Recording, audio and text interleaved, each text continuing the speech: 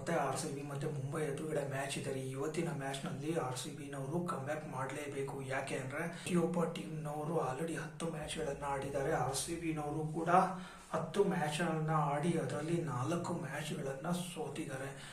ಸದ್ಯಕ್ಕೆ RCBದು team performance ಹೇಳ್ಬೇಕಂದ್ರೆ ರೀಸೆಂಟ್ ಆಗಿ ನಡೆದಂತ 2 ಮ್ಯಾಚ್ಗಳಲ್ಲಿ ಬ್ಯಾಕ್ ಟು ಬ್ಯಾಕ್ ಸೋತೋಗ್ಬಿಟ್ಟಿದ್ದಾರೆ. ಫಸ್ಟ್ ಮ್ಯಾಚ್ ಅಲ್ಲಿ ಡಿಫೆಂಡ್ ಮಾಡ್ಲಿಕ್ಕಾಗಿಲ್ಲ, ಅದು ಗುಜರಾತ್ ಎದುರುಗಡೆ. LSG ಎದುರುಗಡೆ ಒಂದು ಒಳ್ಳೆ ರನ್ಗೆ ಅವ್ರಿಗೆ ಕಟ್ ಹಾಕಿದ್ರು, ಅದನ್ನ ಚೇಸ್ ಮಾಡಿ ಆ ಮ್ಯಾಚ್ನ ಗೆಲ್ಲೋದಕ್ಕಾಗಿಲ್ಲ. ಅಂದ್ರೆ 2 ಮ್ಯಾಚ್ನಲ್ಲಿ ಒಂದು ಮ್ಯಾಚಲ್ಲಿ ಬೌಲರ್ಸ್ಗಳು ಫೇಲ್ ಆಗಿದ್ದಾರೆ, ಇನ್ನೊಂದು ಮ್ಯಾಚಲ್ಲಿ ಬ್ಯಾಟ್ಸ್ಮನ್ಗಳು ಫೇಲ್ ಆಗಿದ್ದಾರೆ.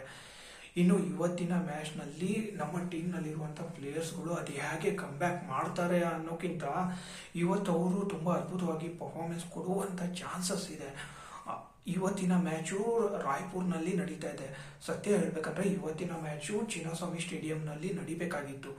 ಇಲ್ಲಿ ಬೆಂಗಳೂರಿನಲ್ಲಿ ಅದೇನೋ ಇಂಟರ್ನಲ್ ಪ್ರಾಬ್ಲಮ್ ಆಗಿಬಿಟ್ಟು ಮ್ಯಾಚನ್ನು ಛತ್ತೀಸ್ಗಢದಲ್ಲಿರುವಂಥ ರಾಯ್ಪುರ್ನಲ್ಲಿ ಶಿಫ್ಟ್ ಮಾಡಿದ್ದಾರೆ. ರಾಯ್ಪುರ್ ಪಿಚ್ ಬಗ್ಗೆ ಹೇಳ್ಬೇಕಂದ್ರೆ ಅಲ್ಲಿ ಸ್ಪಿನ್ಗಳಿಗೆ ತುಂಬ ಉಪಯೋಗ ಆಗುತ್ತೆ ಅಂತ ಹೇಳ್ತಾ ಇದ್ದಾರೆ. ಸ್ಪಿನ್ಗಳಿಗೆ ಏನಾದ್ರು ಉಪಯೋಗ ಆಯಿತು ಅಂತ ಹೇಳಿದ್ರೆ ಸುಯೇಶ್ ಶರ್ಮಾ ಇವತ್ತಿನ ಮ್ಯಾಚ್ನಲ್ಲಿ ಒಂದು ಅದ್ಭುತವಾದ ಬೌಲಿಂಗ್ ಮಾಡುವಂಥ ಚಾನ್ಸಸ್ ಇದೆ. ಇನ್ನು ಕುನಾಲ್ ಪಾಂಡ್ಯ ಬಗ್ಗೆ ಹೇಳ್ಬೇಕಾ, ಇನ್ನು ಪಿಚ್ ಸಪೋರ್ಟ್ ಮಾಡಿದ್ರೆ ಕುನಾಲ್ ಪಾಂಡ್ಯ ಎದುರುಗಡೆ ಇರುವಂಥ ಯಾವುದೆಂಥ ಬ್ಯಾಟ್ಸ್ಮನ್ ಇದ್ರೂ ಆತನಿಗೆ ಕನ್ಫ್ಯೂಸ್ ಮಾಡಿ, ಅಂದರೆ ಈತ ಸ್ಪಿನ್ ಬೌಲರ್ ಆಗಿದ್ದು ಫೇಸ್ ಬೌಲು ಬೌನ್ಸರು ಬಾಲ್ಗಳಲ್ಲಿ ವೇರಿಯೇಷನ್ಗಳನ್ನು ತಗೊಂಡ್ಬಂದು ವಿಕೆಟ್ ತಗೊಂಡು ಬಂದೇ ಬರ್ತಾನೆ. ಇವತ್ತಿನ ಮ್ಯಾಚ್ನಲ್ಲಿ ಬೌಲರ್ಸ್ಗಳು ಫಿಟ್ ಇದ್ದಾರೆ, ಇನ್ನು ಬ್ಯಾಟ್ಸ್ಮನ್ಗಳು ಕಮ್ಬ್ಯಾಕ್ ಮಾಡಲೇಬೇಕು. ಇಷ್ಟು ದಿವಸ RCB ಟೀಮ್ನಲ್ಲಿ ಇರುವಂಥ ಎಲ್ಲ ಪ್ಲೇಯರ್ಸ್ಗಳು ತುಂಬ ಚೆನ್ನಾಗಿ ಪರ್ಫಾರ್ಮೆನ್ಸ್ ಕೊಟ್ಟಿದ್ದಾರೆ. ರಮೋರಿಯೋ ಶೆಫರ್ಡ್ ಬಗ್ಗೆ ಹೇಳ್ಬೇಕಂದ್ರೆ ಲಾಸ್ಟ್ ಮ್ಯಾಚಲ್ಲಿ ಕಮ್ಬ್ಯಾಕ್ ಮಾಡೋದಕ್ಕೆ ಟ್ರೈ ಮಾಡ್ತಾರೆ. ಆ ಮ್ಯಾಚಲ್ಲಿ ಔಟ್ ಆಗಿದ್ರು ಕೂಡ ಒಂದು 2-3 ಬಾಲ್ಗಳಿಗೆ ಒಂದು ಒಳ್ಳೆ ಹಿಟ್ ಹೊಡೆದ. ಇನ್ನೊಂದು ಕಡೆ ಜಿತೇಶ್ ಶರ್ಮಾದು ಈ ಸೀಸನಲ್ಲಿ ಅಂತ ಹೇಳ್ಕೊಳ್ಳುವಂಥ ಪರ್ಫಾರ್ಮೆನ್ಸೇ ಬಂದಿಲ್ಲ ಅವರು. ನಂಗೆ ಅನ್ಸುತ್ತೆ ಇವತ್ತಿನ ಮ್ಯಾಚ್ನಲ್ಲಿ ಜಿತೇಶ್ ಶರ್ಮಾ ಬದಲು ವೆಂಕಟೇಶ್ ಅಯ್ಯರ್ನ ಆಡಿಸೋದು ಒಳ್ಳೆಯದು. ಇನ್ನು ಜಾಕೋಬ್ ಬೆಥೆಲ್ ಬಗ್ಗೆ ಹೇಳ್ಬೇಕಂದ್ರೆ ಆತನಿಗೆ ಆಲ್ರೆಡಿ 3-4 ಮ್ಯಾಚ್ಗಳಿಗೆ ಅವಕಾಶ ಸಿಕ್ಕಿದೆ. ಸದ್ಯಕ್ಕೀಗ ಫಿಲ್ ಸಾಲ್ಟ್ ಏನಾದ್ರು ಕಮ್ಬ್ಯಾಕ್ ಆಗಿದ್ರೆ ಆತನಿಗೆ ಇವತ್ತಿನ ಮ್ಯಾಚ್ನಲ್ಲಿ ಆಡಿಸೋದು ಒಳ್ಳೆಯದು. ಆತನ ಬಿಟ್ರೆ ಇನ್ನೊಬ್ಬ ಕಾಕ್ಸ್ ಅಂತ ಹೇಳಿ ಒಬ್ಬ ಒಳ್ಳೆ ಬ್ಯಾಟ್ಸ್ಮನ್ ಇದ್ದಾನೆ, ಆತನಿಗೆ ಇದುವರೆಗೂ ಒಂದು ಮ್ಯಾಚಲ್ಲೂ ಆಡೋದಕ್ಕೆ ಅವಕಾಶ ಕೊಟ್ಟಿಲ್ಲ. ಇವತ್ತಿನ ಮ್ಯಾಚ್ನಲ್ಲಿ ವೆಂಕಟೇಶ್ ಅಯ್ಯರು, ಕಾಕ್ಸ್ ಅಂತ ಹೇಳಿ ಒಬ್ಬ ಬ್ಯಾಟ್ಸ್ಮನ್ನು, ಇನ್ನೊಬ್ಬ ಯಾರು ಜಾಕೋಬ್ ಡಫಿ, ಈ 3 ಜನರಿಗೆ ಆಡಿಸಿದ್ರೆ ನಮ್ಮ RCB ಟೀಮ್ನವರು ಇವತ್ತು ತುಂಬ ಅದ್ಭುತವಾಗಿ ಕಮ್ಬ್ಯಾಕ್ ಮಾಡುವಂಥ ಚಾನ್ಸಸ್ ಇದೆ. ಇನ್ನು ಮುಂಬೈ ಟೀಮ್ ಬಗ್ಗೆ ಹೇಳ್ಬೇಕಂದ್ರೆ ಈಗ ಸದ್ಯಕ್ಕೆ ಸೂರ್ಯಕುಮಾರ್ ಕ್ಯಾಪ್ಟನ್ ಆಗಿದ್ದಾನೆ, ರೋಹಿತ್ ಶರ್ಮಾ ಕೂಡ ಕಮ್ಬ್ಯಾಕ್ ಮಾಡ್ತಾ ಇದ್ದಾನೆ. ಲಾಸ್ಟ್ ಮ್ಯಾಚಲ್ಲಿ ಅವರು ಇದೇ LSG ಎದುರುಗಡೆ 228 ರನ್ಗಳನ್ನು ಹೊಡೆದುಬಿಟ್ಟು ಕಮ್ಬ್ಯಾಕ್ ಮಾಡಿದ್ರು. ಇನ್ನು ರಿಯಾನ್ ರೆಕ್ಕಲ್ಟನ್ದು ಕೂಡ ಫಾರ್ಮ್ ವಾಪಸ್ ಬಂದಿದೆ. ಆದರೆ ರೀಸೆಂಟಾಗಿ 2-3 ವರ್ಷದಿಂದ ನಡೆದಂಥ ಮ್ಯಾಚ್ಗಳಲ್ಲಿ ಸೀಸನ್ಗಳಿಂದ ಮುಂಬೈನವರು RCB ಎದುರುಗಡೆ ಗೆದ್ದಿಲ್ಲ.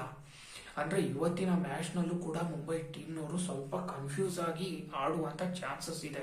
ಯಾಕೆಂದರೆ ಅವರ ಪೂರ್ತಿ ಟೀಮ್ನಲ್ಲಿ ಯಾವುದೂ ಪರ್ಫೆಕ್ಟಾಗಿ ನಡೀತಾ ಇಲ್ಲ. ಆದರೆ ಇವತ್ತು ಮಳೆ ಬರುವಂಥ ಸಾಧ್ಯತೆ ಇದೆ ಅಂತ ಹವಾಮಾನ ಇಲಾಖೆಯವರು ಮುನ್ಸೂಚನೆ ಕೊಟ್ಟಿದ್ದಾರೆ, ನೋಡೋಣ. ಇನ್ನು ಇವತ್ತಿನ ಮ್ಯಾಚ್ನಲ್ಲಿ ಮಳೆ ಬಂದಿಲ್ಲ ಅಂದರೆ RCBನವರು ಒನ್ ಸೈಡ್ ಮ್ಯಾಚ್ ಆಡುವಂಥ ಚಾನ್ಸಸ್ ಇದೆ. ಇವತ್ತಿನ ಮ್ಯಾಚ್ ಗೆದ್ದರೆ ನಮಗೆ ಇನ್ನು ಉಳಿದಿರುವಂಥ 3 ಮ್ಯಾಚ್ಗಳಲ್ಲಿ 1 ಮ್ಯಾಚ್ ಗೆದ್ದು 2 ಸೋತ್ರೂ ಪರವಾಗಿಲ್ಲ. ಆದರೆ ಇವತ್ತಿನ ಮ್ಯಾಚ್ ಮಾತ್ರ ನಾವು ಗೆದ್ದರೆ ನಮ್ಮ ಕಾನ್ಫಿಡೆನ್ಸು ತುಂಬ ಚೆನ್ನಾಗಿರುತ್ತೆ.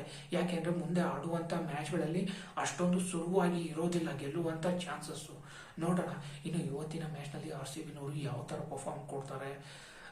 ನನ್ನ ಪ್ರಕಾರ ಸೋ ಫಾರ್ ನೋಡಿದ್ದೀವಿ ಅಂತ ಹೇಳಿದರೆ ಬ್ಯಾಕ್ ಟು ಬ್ಯಾಕ್ ಇದೆ ಫಸ್ಟ್ ಟೈಮ್ RCBನವರು ಸೋತಿರೋದು.